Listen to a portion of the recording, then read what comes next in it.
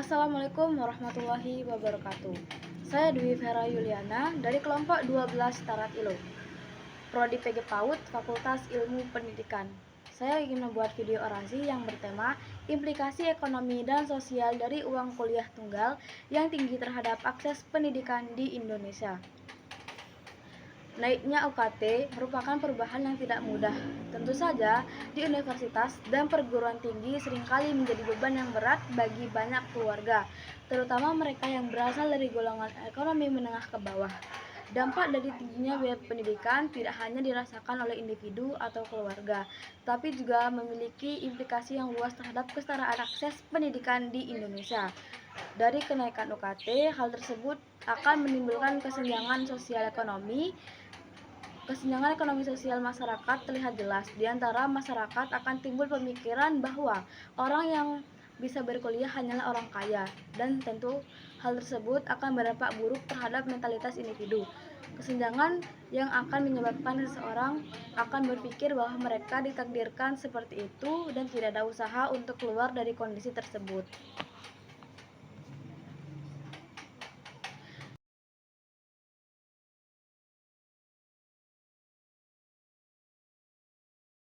Peluang terciptanya Indonesia Emas 2045, tingkat wawasan dan keterampilan individu yang sempit, pengangguran merajalela hingga kemiskinan yang menyebabkan Indonesia ini tidak akan mendapatkan titel emas karena kondisi warga negaranya yang tidak dapat bersaing dengan negara lain, dan bidang kehidupan seperti ekonomi yang tidak menunjukkan kondisi stabil. Pemerintah sebenarnya sudah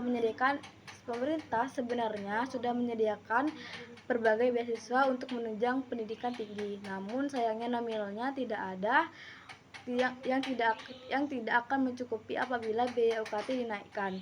Dengan demikian, pemerintah seharusnya melakukan evaluasi sebaik-baiknya dari kebijakan terhadap implikasi yang sehingga dapat mengurangi hal-hal negatif yang tidak diinginkan di masa depan.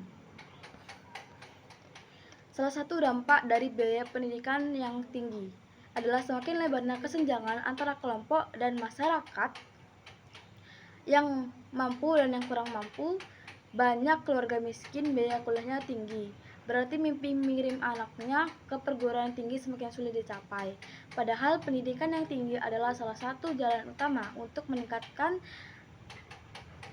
taraf hidup dan keluar dari lingkungan kemiskinan. Ketika akses ke pendidikan menjadi terbatas hanya untuk mereka yang mampu secara finansial, maka kesempatan untuk memperoleh pendidikan berkualitas pun tidak merata. Selain itu, tingginya biaya pendidikan juga berpotensi menciptakan beban finansial yang berat bagi mahasiswa. Banyak yang mereka terpaksa bekerja sambil kuliah untuk menutupi dan biaya pendidikan sehari-harinya. Dampak lainnya adalah ketidakseimbangan dalam pemilihan jurusan. Mahasiswa dari latar belakang ekonomi yang kurang mampu cenderung memilih jurusan yang lebih cepat memberikan kepastian pekerjaan yang gajinya cukup tinggi, meskipun mungkin minat dan bakatnya mereka tidak ada di bidang tersebut. Akibatnya potensi individu tidak berkembang maksimal dan keberagaman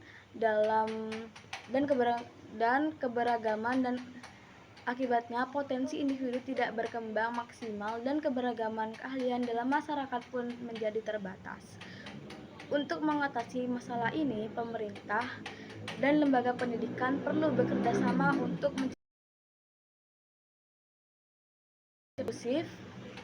inklusif dan adil. Peningkatan beasiswa, subsidi biaya kuliah, dan skema menjadi beberapa langkah untuk meringankan beban finansial mahasiswa. Selain itu, perlu ada kebijakan yang memastikan bahwa bantuan finansial benar-benar tepat sasaran dan dapat diakses oleh mereka yang paling membutuhkan. Sekian, terima kasih penjelasan orasi dari saya. Wassalamualaikum warahmatullahi wabarakatuh.